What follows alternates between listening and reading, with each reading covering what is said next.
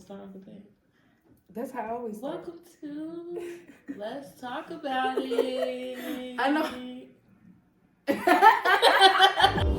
feeling won't let me sleep, 'cause I'm lost in the way you move, the way you feel.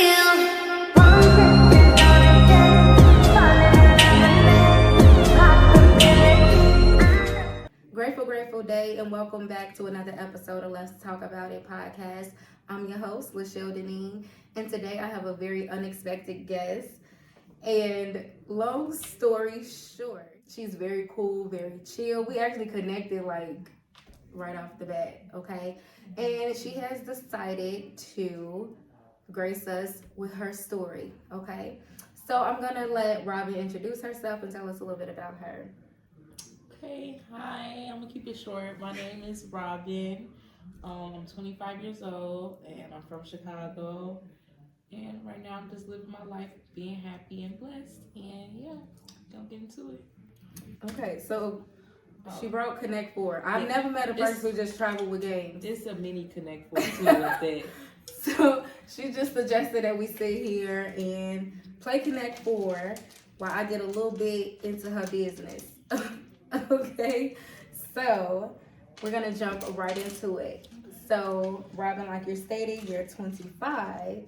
And of course, right before we jumped on, I got to know a little bit about Robyn and her life story. So one of the things that she discussed with me, that she actually grew up in foster care. And you went into the foster care system around, I believe it was 8 years old. And that's where once you got into foster care, your grandmother actually came and got you out of the system. So what was it like to be placed in foster care and then placed with your grandmother? So it was quite interesting. For one, I would just say that she did take very good care of me in those 4 years of me living with her. Mm-hmm. But it was just it became a very toxic and abusive relationship and environment. But I think in like the light of the system and DCFS, like everything looked out good to them because she was involved in everything that I was dealing with academically and just had me in a lot of extracurricular activities. So everything basically from the outside looking in, it looked really good. You looked well taken care of, thriving and things like that. But beneath the surface, it wasn't that great. No, it was not. Wow. So having an abusive grandmother, I'm sure, was pretty tough. Being 8, and I believe you said you stayed there with her for about 4 years. Mm-hmm. So did you ever tell anyone? So there was like a last straw, a situation where I was in an art class or whatever, so we always did different projects and stuff. So a boy from the art class had made me like this mosaic like heart piece. So yeah, I had brought that home and I left it in my book bag. Mm-hmm. So I guess she went in my book bag and thought I was like hiding it or something, and she like got real mad. She like, so it had the boy name on it or something? No, it was just a heart, and I guess she could just tell it was a gift. She thought I was hiding it. That was like the thing. Okay. But I just didn't take it in my book bag. I wasn't. If I would have hid it, I would have hid it. Like, you know what I'm saying? Right. She always went through my stuff, and like this was really evasive. Like no privacy whatsoever. You know what I'm saying? So very controlling, and those sometimes can be just traits of parents, but she just took it too far sometimes. And that one day, she took it like really far. Okay. And I don't think it was warranted for her to do me how she did me that night. So the next morning, I called we had like a morning routine, and that included like her going on a run and me walking the dog. Okay. So when I walked the dog, I took a phone out with me and called my DCFS worker. Okay. And yeah. And from there, they came and just got you? Yeah. Okay. And did you ever speak to your grandmother again after that? Oh, yeah. We've had made amends? No. Not really? Okay. I mean, we've made amends and then, like, fell out. I wouldn't even say fell out. I just feel like our relationship sometimes just be phony, kind of. So, to hold up looks or just to be respectful, I don't think we've ever really confronted anything. So you never really talked to your grandmother about how she affected you No, and then even like sometimes like when I have I guess kind of talk to her about it, it's like she basically is like in denial. Like she doesn't even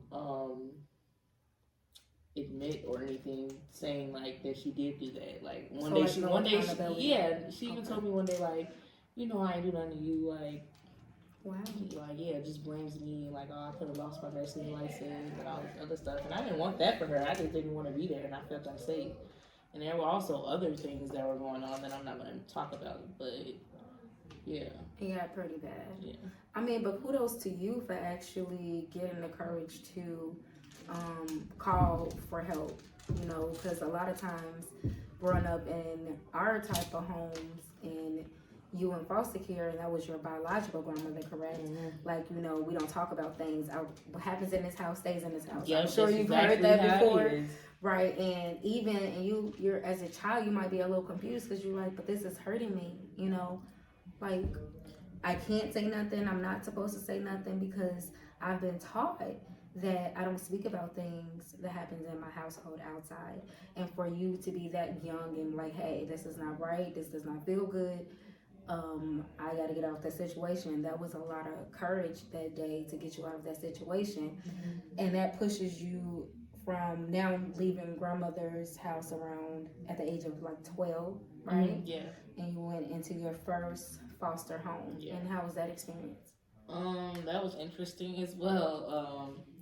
For one, they were like Hebrew Israelite people that actually had their own temple and stuff. They were actually an older couple as well, and that one wasn't really bad. It was just they were really just collecting a check. Like they didn't really. I was like basically fending for myself, and at one point I had like ran away for a week, and everybody was really worried about me, and I was just like in the street, couch hopping. Could have got really taken advantage of that time, but luckily I didn't. And yeah. Wow. So you got taken from that foster home. Yeah, and then I was able to go live with my godmother for like a year. Okay, so you kind of moved around. Yeah, a lot. Quite a lot. For a long time, like up until recently, I've just gotten a little bit of sense of stability in my life. But yeah, my life has always been unstable, even as an adult, going into it. My godmom, it was okay at first, but because I had already been through a few things, I think I started to have like behavioral issues and stuff. So I was doing things and displaying. She had her own children as well, so she just wanted to find me help, and they put me in a residential facility because I was still a ward of the state. So in foster care, how does that go? So age out is what age? It can be 18 or 21. Okay. But if like it's 18, you would have to like I forgot what the process is called, but there's a process for that. But technically, yeah, you age out 21. If you go through any programs, I think that's what it is. But I think if you just like on the street, and which is why I had like got off the street and like from running away and stuff, because I wanted to receive those benefits of the programs they had and the government funded programs that they had to help me get on my feet as an adult. And you did do that by the age of 19, right? And so tell me about that. I'm sure that was like a huge milestone to finally get a place of your own. And so how was that transition? It was really good. And then like at the time, like I had always been working, but I was just being consistent, and I had always had a sense of independence, like as a teenager, always taking care of myself, even in foster homes. It was like, really when I was in foster homes as a teenager, it became like a thing. I felt like I was like really a roommate because I was just doing my own thing. And, they give me the money that they get at my portion, and I just go to work, do my own thing, responsible for myself, which I was okay with because at that point, I just think there was it was too late to grow any type of like motherly relationships or anything with any type of foster parent because of things that I had went through. So yeah, I was just happy to finally get my own actual place or whatever, so I could really morph into that sense of independence. Was there anyone in your life that actually gave you proper guidance? I've had relatives and stuff, a lot of people that have given me that, but I feel like it's always come at like a cost for someone wanting something or just not really from a good place. Yeah, not from a good place. Okay. So Is that like not having that genuine ness from a person? Do you think that's because of your lack of trust? I think that can be part of it sometimes, me not being open, but also, yeah, I just notice things sometimes and I just, prefer not to even accept it sometimes because of the distrust in people, I guess. Getting into your own apartment at 19 years old, getting your sense of independency, and you started working then? Well, I had been working since I was Okay. like, even when I was like a runaway at some point, I had a job and I was renting out a room in someone else's apartment. But at that point, like after I moved to my apartment, I started working at a hair salon, so I was making like a lot of money, Okay. and it was just like a good time for me at that point. It was good for a while, but going into like COVID and falling out with a friend that I had come stay with me, it brought me in like a depressive point, and like I had to stop coming, and I was being unreliable, and just doing a lot of irresponsible. So due to the roommate? Yeah, my old best friend. Okay. I had let her come stay with me for a while, and it was like real fun. But I had to, have her leave, and that was a hard decision to make. And then it got lonely. So. And so when the loneliness set in, Yeah. because life do be life. Yeah. So once the loneliness set in, then where did that take you? Then it took me, because it was like when she was there, like we were like, I was doing a lot of partying with her and stuff. So it was like I was left with just, I think, trying to fill a void. Mm-hmm. And there was always a void I feel like I was trying to fill anyways before she ever came there or anything. But I think it just made it worse when she left. Okay.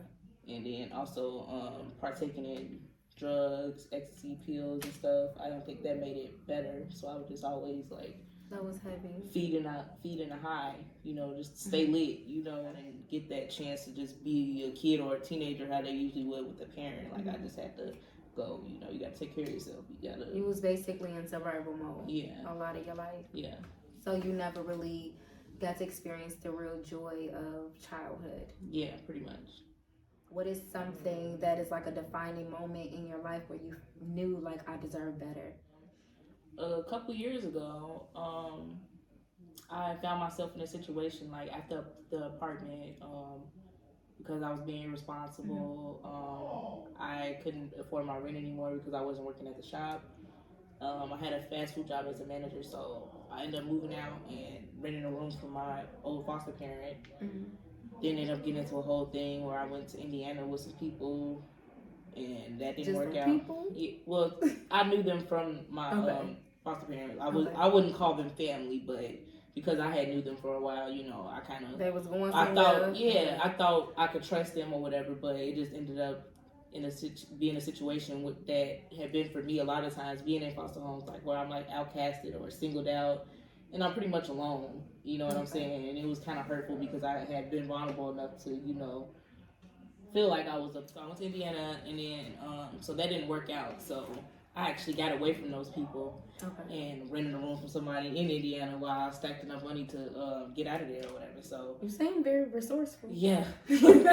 So basically, I got me a ticket, and I paid for me to rent a room back in Chicago. I just wanted to get out of there because it was like a rural town, so like I didn't have a car at the time, so public transportation there wasn't really a thing, and I was really just depending on nice people there giving me rides to work every day and stuff like that. Thank God. But yeah, it was a hard time. But I kind of feel like I needed that space to just kind of I wouldn't even say meditate, but I just think I needed that like a long time to kind of just evaluate my life in a way. But when I got back out there, something went wrong. I got scammed out of my money that I had prepaid to stay somewhere. So basically, I was just in like it was just like one thing I was like, and it literally was happening like as I'm on the way out there, like with my luggage and everything.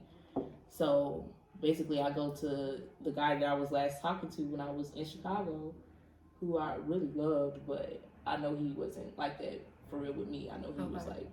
So you kind of knew what it was, but you were like in a situation where like I need a place to go right now. And then it kind of ended up being like where when I was there, it was just like, okay, I'm gonna just come stay the night there or whatever, and then it just like it just happened. Like, I never even formally asked him, like, can I stay with you? Just never left. Yeah, pretty much. And then I was, like, working, because, like, when I was in Chicago before, like, I would, like, outside of my regular job, he does, like, some type of delivery. He's a vendor. And I would come to him with him to work to make, like, some extra money. He'd pay me. So I was doing that with him every day. But it got so exhausting because we were literally around each other 24 hours a day. Like, I'm going to work with you, coming back home, you know. So I know that got exhausted with him, for him, especially him being a single man all this time. He got his own house, a single father. Was he older than you? Yeah, he's older. I always date older men than me. Okay. But yeah, so I understand why it was like frustrating for him or whatever, but it was just the way he did me, like when I could tell he wanted me to leave, instead of saying that, he just like basically like made a problem with me or whatever. And then one day he just blew up on me one day, like. Okay. And like I said, I understand. He probably had a lot of built up frustration. He was probably trying to be nice. Right. I'm not giving him an excuse. I just understand.